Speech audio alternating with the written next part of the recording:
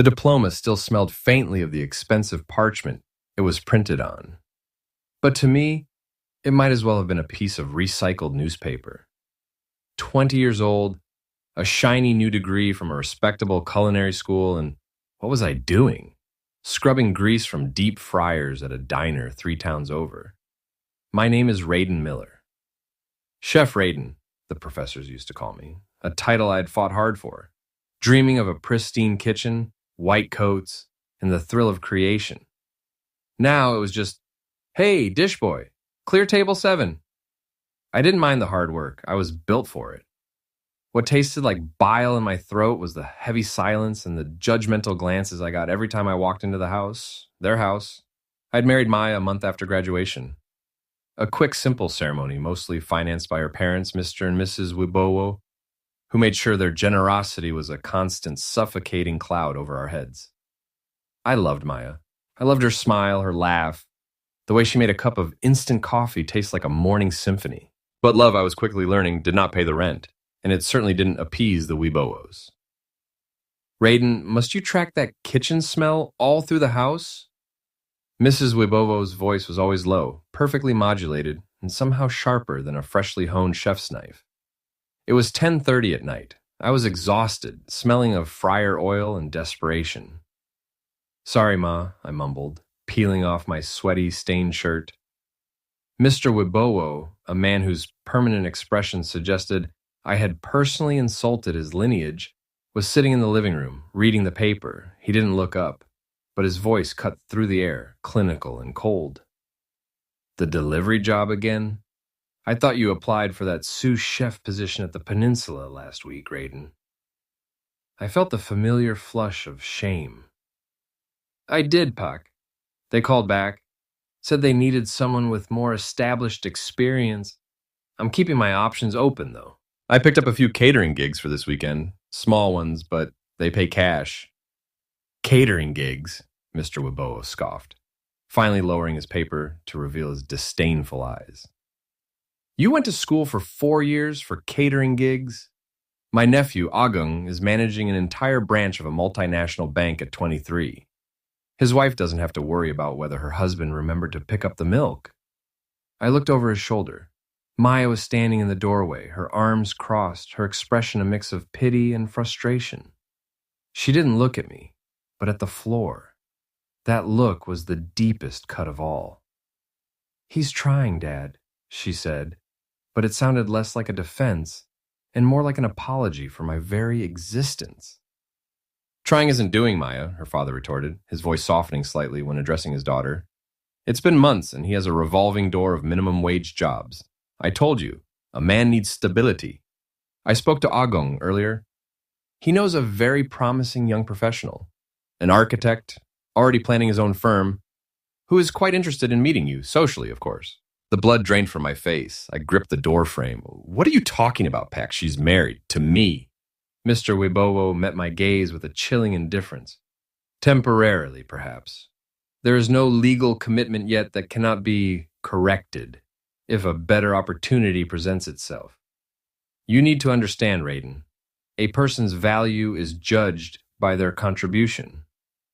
Right now, yours is a negative. I looked at Maya, my wife, the woman who promised me forever. Her gaze was still fixed on the floor. She did not correct her father. She did not defend me. She did not even look at me with the fierce, protective love she had once shown. She only shifted her weight in a tiny, nervous motion. Maya, I pleaded, my voice hoarse.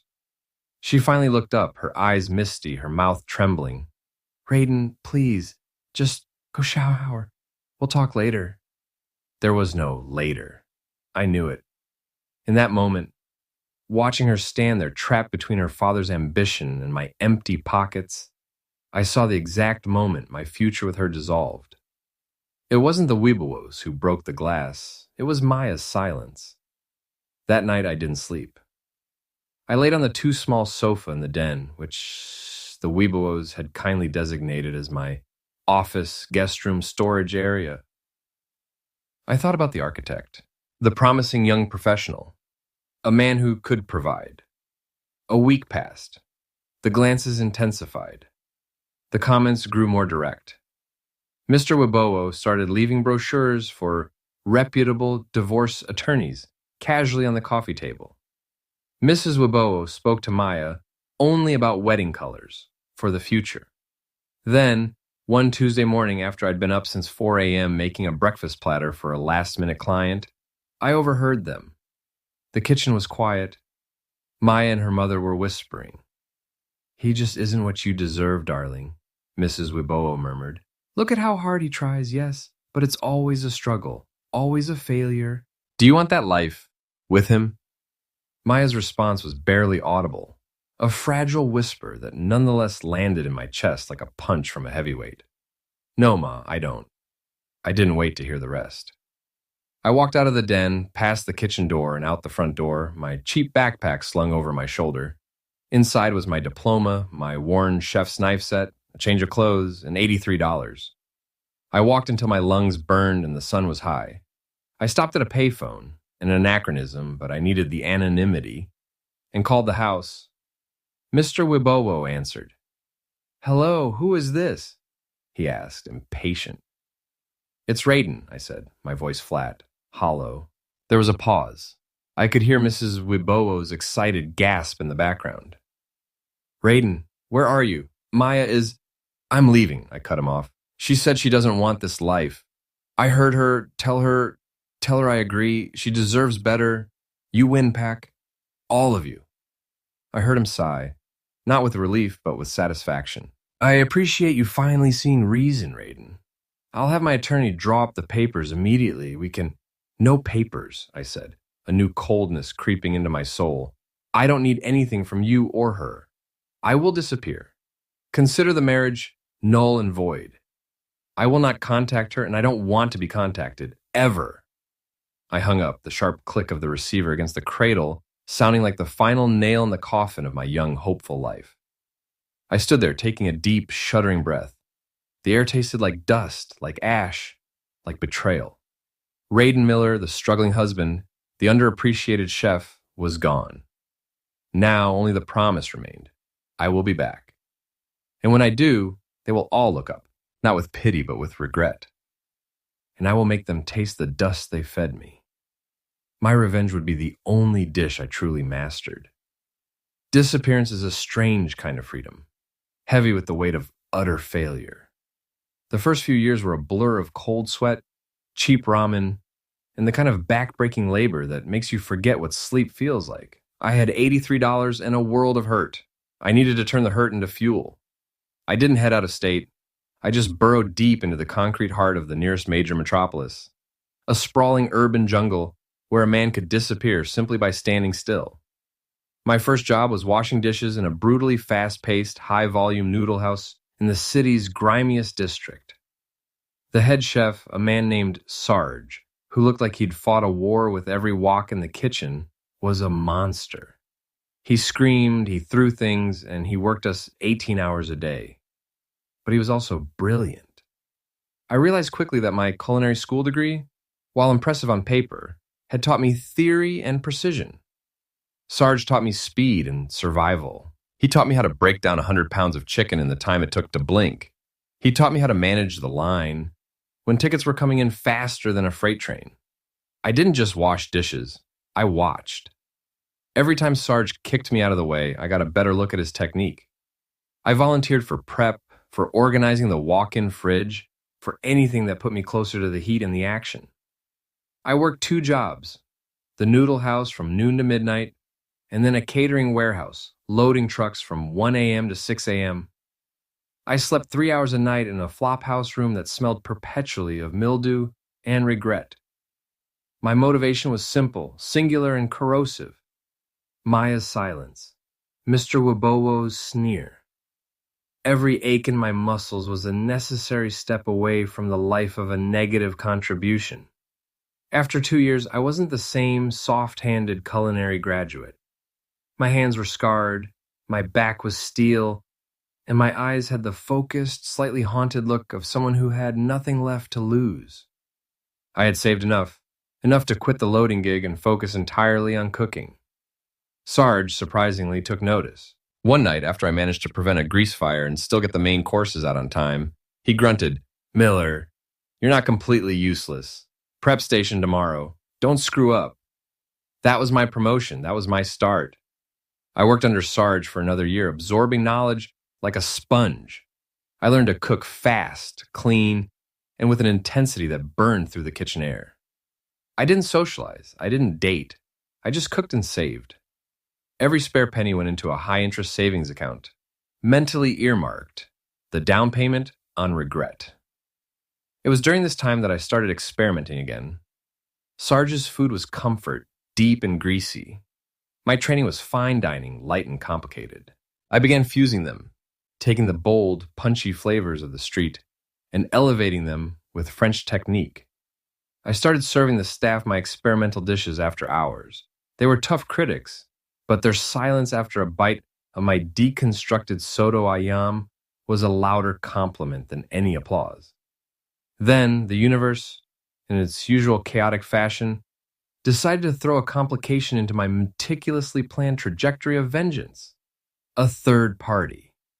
It happened at a high-end food symposium I'd splurged on attending. I was there in my best, but still slightly ill-fitting clothes, networking, something I hated, trying to find an investment or a legitimate pathway out of Sarge's greasy kingdom. I was cornered by an incredibly beautiful woman who looked about my age, maybe a year or two older. She wore a tailored suit that probably cost more than my entire year's salary, and she exuded an air of easy confidence that I hadn't seen since the Wibowos. "Your tasting note on the microgreens was entirely wrong," she stated, without preamble, her dark eyes glittering with amusement.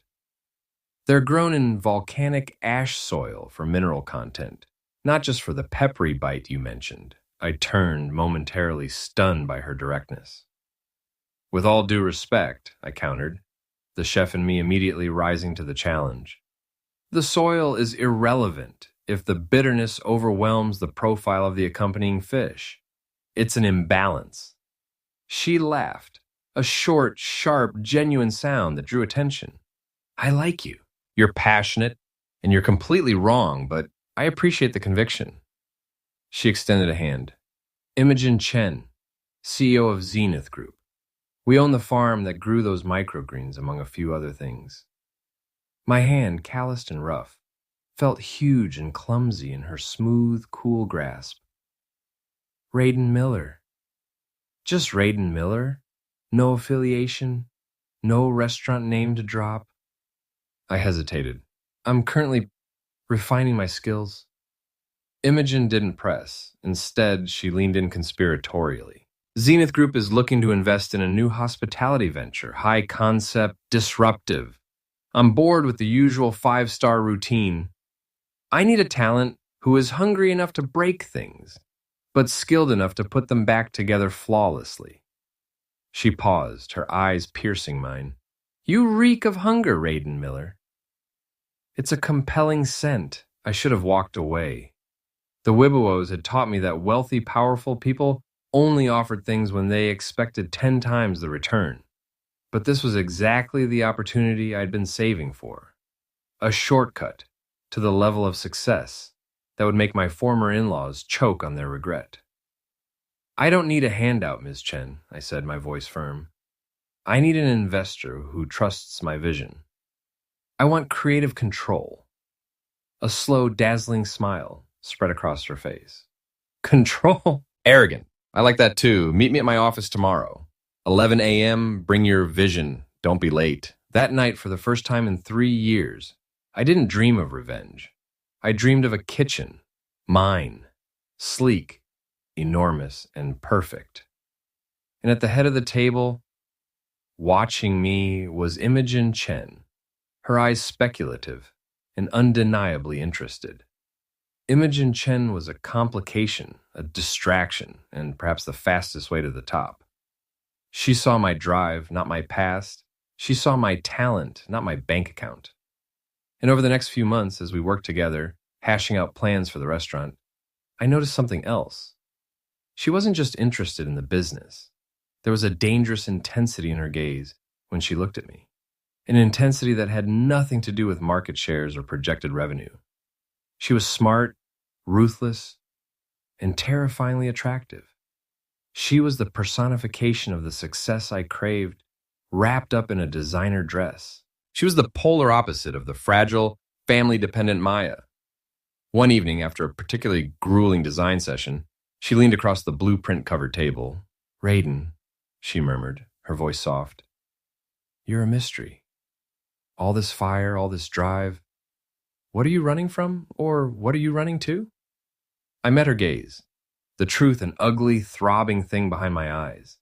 I couldn't tell her about the shame, the betrayal, or the desperate need for vindication.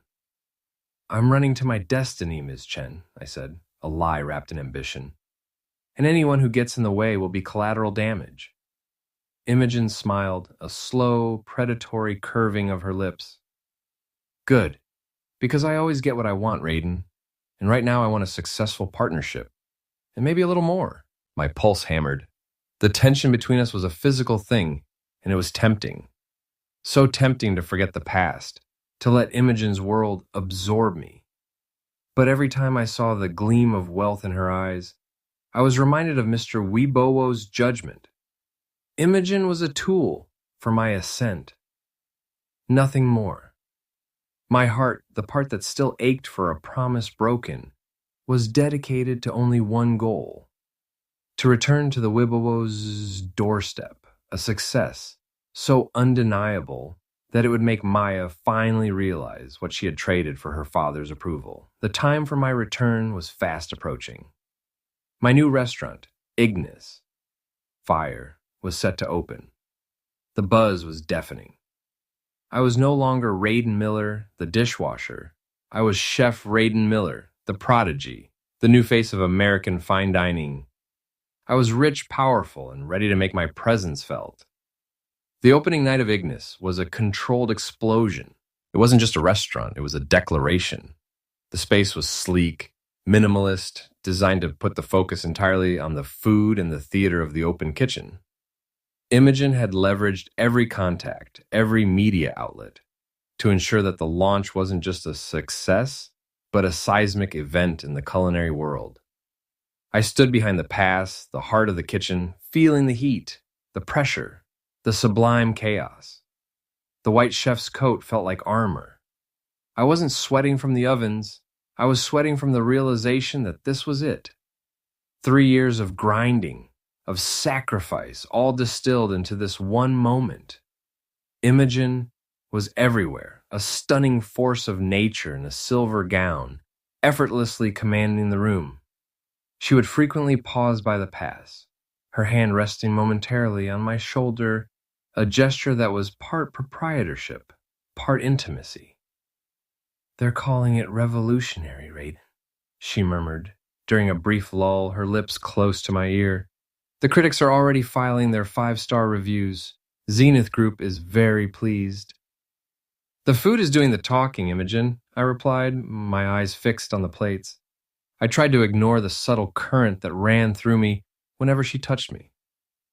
Her attraction was palpable, a dangerous undertow. I knew she wanted more than a business partner, and I was perpetually walking a tightrope, using her desire to secure my position without ever giving her a real hold on my heart. My true focus was elsewhere. Tonight I needed to make sure the right people noticed. The Weibowos, and by extension Maya, moved in the circles of the established elite. They read the papers. They went to the right places. I was now one of the right places. A month after the opening, the calls started coming, not to me, but to my manager.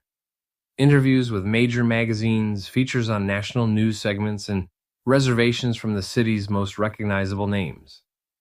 Then, the specific reservation I'd been waiting for, Mr. Weibowo, party of 4, Friday evening.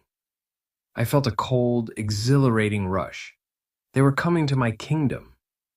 The day of their visit, Imogen came into the kitchen, looking concerned. "You seem agitated, Raiden. Is there a problem with the line?" "No problem, Imogen. Just a very important table tonight," I said, my voice tight. She studied me, her sharp eyes picking up on the almost manic intensity in my focus. "You've mentioned a past connection in the city. Is this related? I hesitated. Imogen was perceptive, too perceptive. A few people I need to remind of my capabilities, I finally admitted, choosing my words carefully. People who doubted I could succeed. She smiled, a hint of something proprietary in her gaze. Good. Let them see what they missed. Let them see you standing next to me. That night, I wore my bespoke chef's coat, crisp and spotless. My demeanor was ice-cold professionalism. I was no longer Raiden, the boy who reeked of fryer grease. I was Chef Miller, the artist. At 7:30 p.m., the maitre d' gave the signal. I watched from the pass as they were led to their table. Mr. and Mrs. Wibowo, looking exactly the same, radiating their familiar, suffocating judgment. Next to them was Maya. Seeing her was a physical shock, a blow to the solar plexus. She was still beautiful, perhaps more refined, dressed in a muted, expensive dress. Her face, however, held a certain tightness, a weariness I hadn't known before. The fourth person at their table was a man in a sharp suit, clearly the successful architect or an equivalent replacement. He held her arm with a possessiveness that made my blood boil, a constant reminder of the life she chose over me. Maya's eyes swept the room. She was looking at the famous Chef Miller, the owner of the hottest reservation in town, but she didn't recognize me instantly in the bright lights and the white coat. I was too composed, too successful, too different. I took the helm for their service, personally ensuring every dish that left the pass for table 7 was flawless. I sent out a complimentary amuse-bouche, a deconstructed version of the terrible instant coffee she used to make taste like a symphony. A silent, cruel reminder. Finally, during the main course, Mr. Wibowo looked up from his perfectly seared duck breast, scanning the open kitchen. He caught my eye. For a long moment, there was nothing but the background hum of the restaurant. Then recognition dawned in his face, slow and paralyzing. The sneer dissolved into disbelief, then horror. His mouth opened, but no sound came out.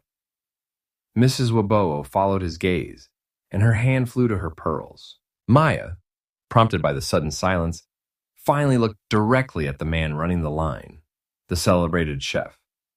Her eyes widened. The color drained from her cheeks. The hand that was resting on the architect's arm trembled. I held her gaze. I didn't smile. I didn't nod. I simply lifted a towel and wiped my hands with slow, deliberate precision, a gesture of absolute detached power. I was no longer the man who loved her. I was the consequence of her choices. Just as the tension became unbearable, Imogen appeared at my side, slipping her arm through mine in a move that was both possessive and perfectly timed. She beamed at the table. "Mr. Wibowo, Mrs. Wibowo, what a pleasure to see you enjoying Ignis," Imogen said, her voice smooth and confident, implying a deep familiarity. "I trust Chef Miller's work meets your high standards.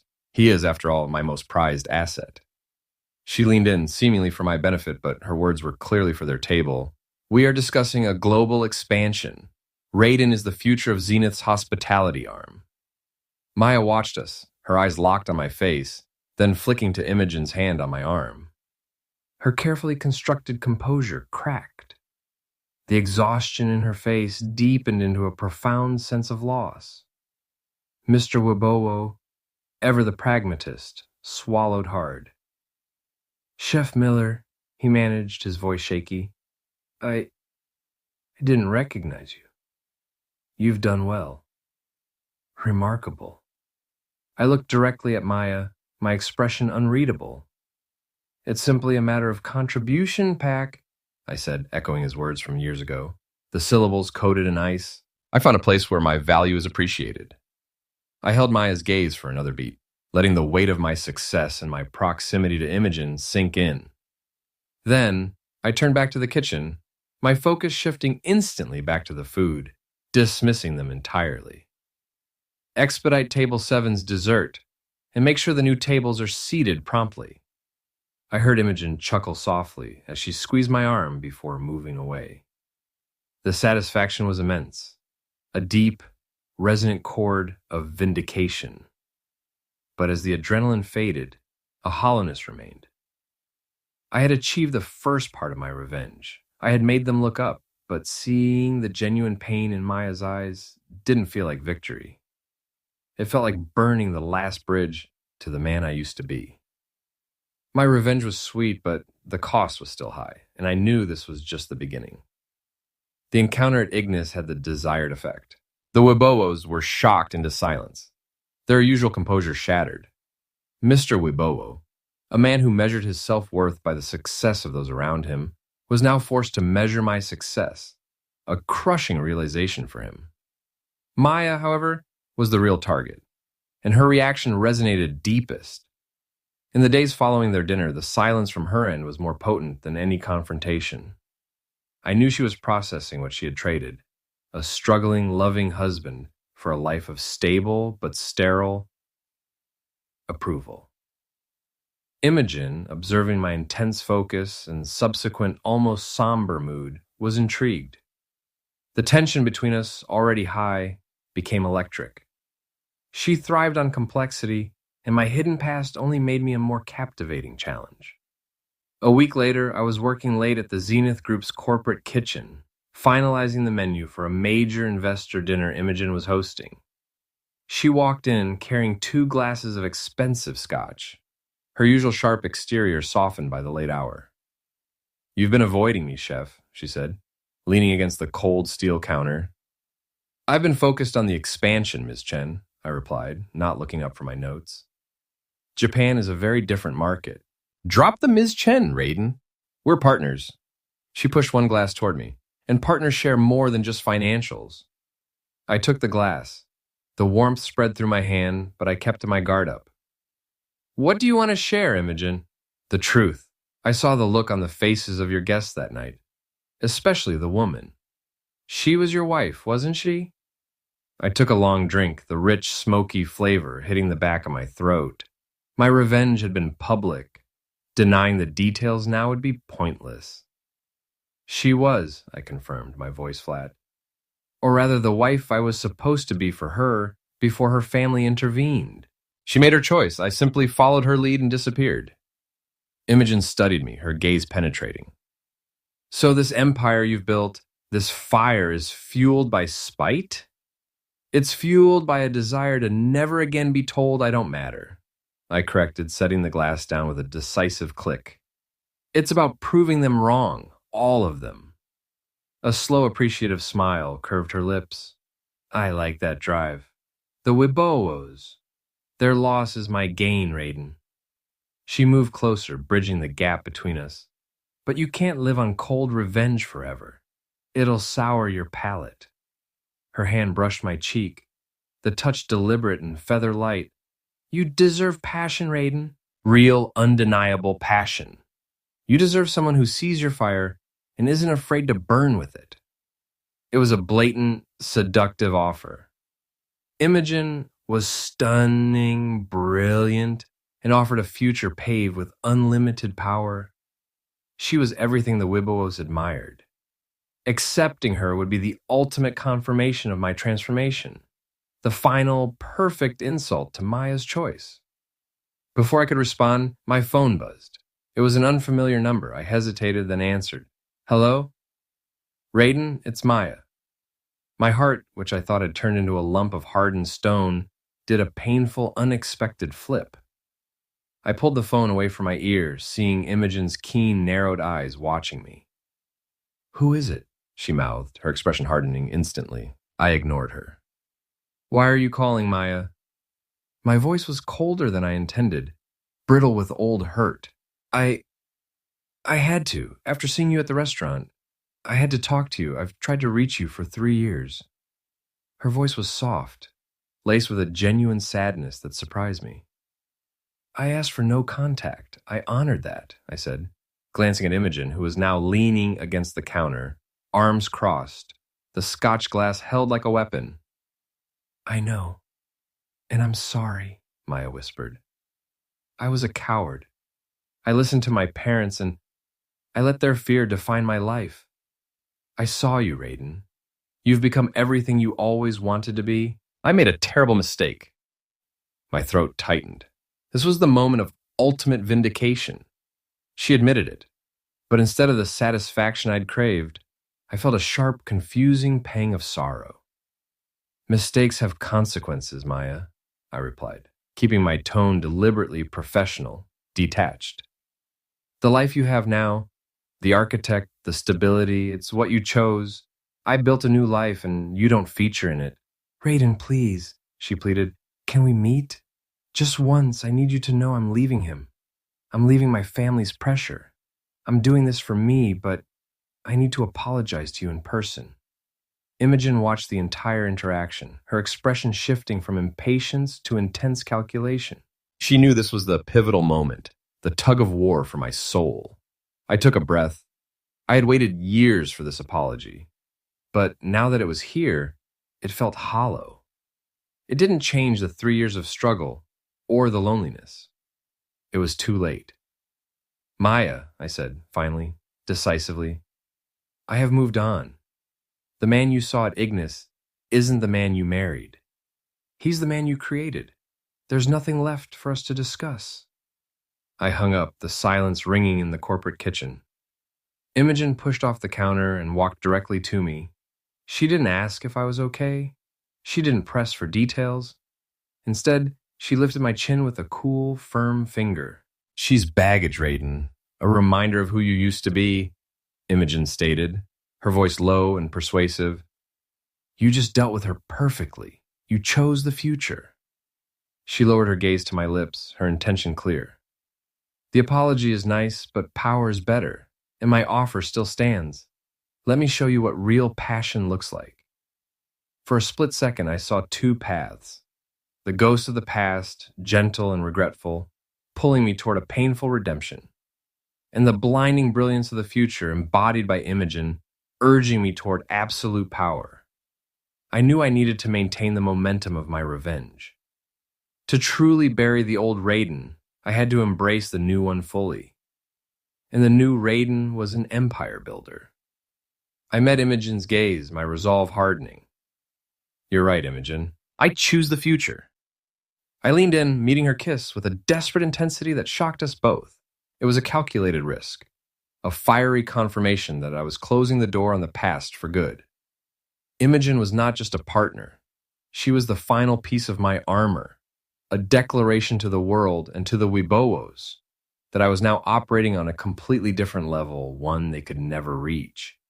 The taste of revenge was turning into the taste of raw power, a potent and addictive flavor.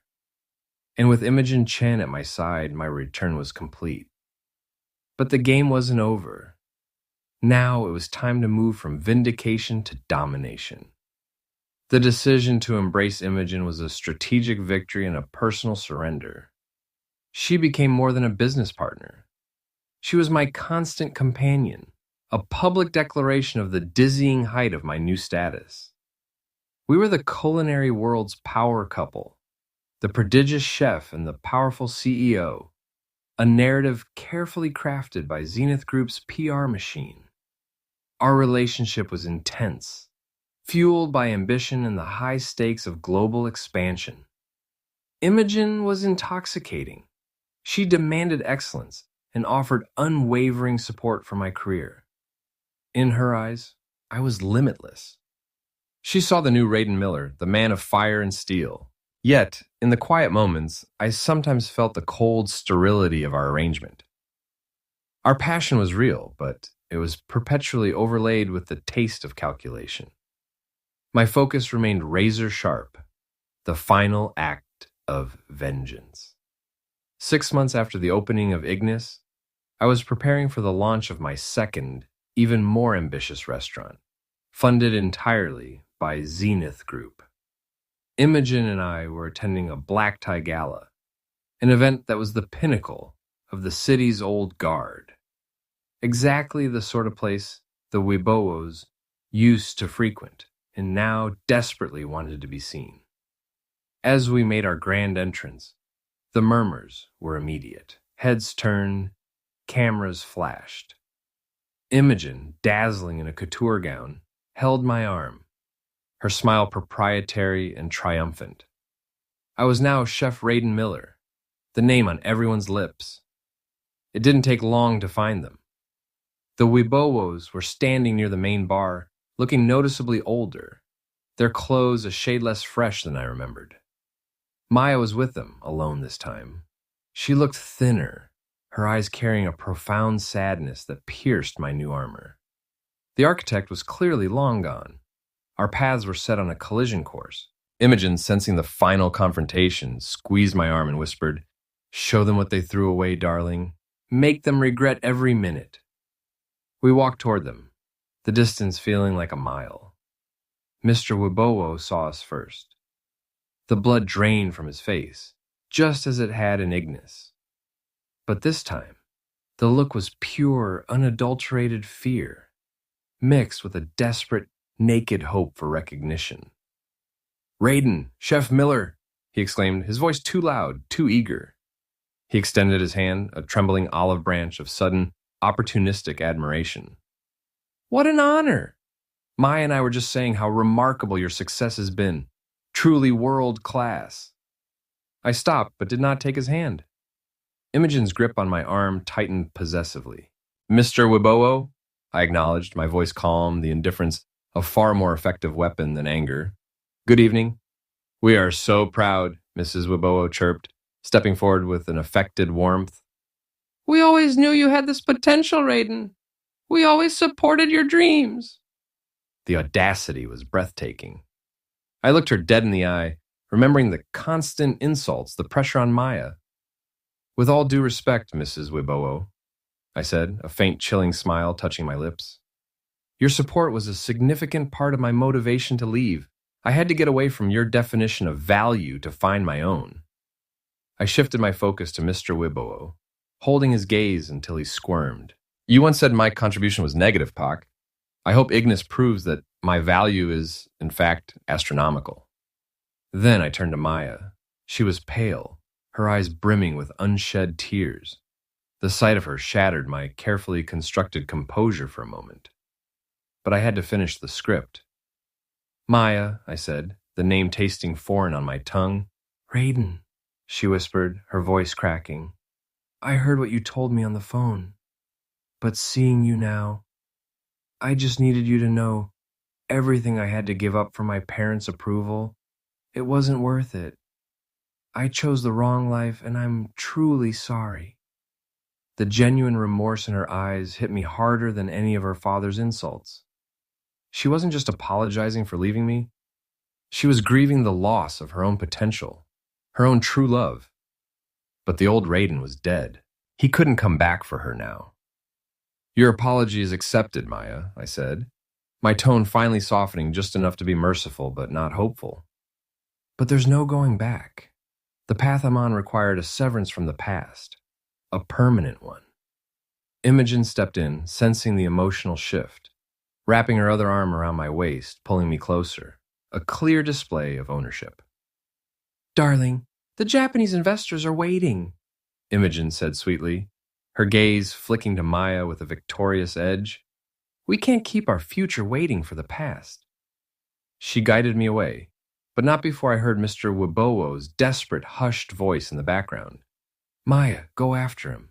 He needs to cater the annual shareholders' dinner. We need that contract." That was the final confirmation. They didn't see me as a person, a husband, or even a successful chef. They saw me as a commodity, a utility to be exploited. Imogen and I moved through the crowd, leaving the Wibowos in our wake. We continued to climb, the launch of the second restaurant a resounding success, followed by ventures in Tokyo and London. My name was synonymous with culinary genius. Imogen and I married a year later, a lavish, minimalist ceremony that was more a merger announcement than a union of hearts. I achieved my revenge. I had the fame, the money, the power, and the perfect partner to cement my success. I was untouchable. Yet sometimes late at night in the quiet, sterile perfection of my penthouse overlooking the city, I would stand alone, the glow of the metropolitan empire, a constant, blinding reminder. I was Chef Raiden Miller, the prodigy, the vengeful titan. But when I closed my eyes, I didn't see the flashing lights of Ignis, or the sharp, calculating beauty of Imogen. I saw the cheap, simple wedding, the small apartment, and the way a cup of instant coffee used to taste like a morning symphony, made by the woman who traded me for security. The dust was finally settled. I had dominated the world that had rejected me. I had forced them to choke on their regret. But victory, I realized, was a lonely, complex dish. It tasted like success, yes, but underneath the rich flavor of power, there was always the persistent, sharp, undeniable bitterness of loss. I had become the man I needed to be to succeed, but in the process, I had lost the only thing that could have made the success truly sweet.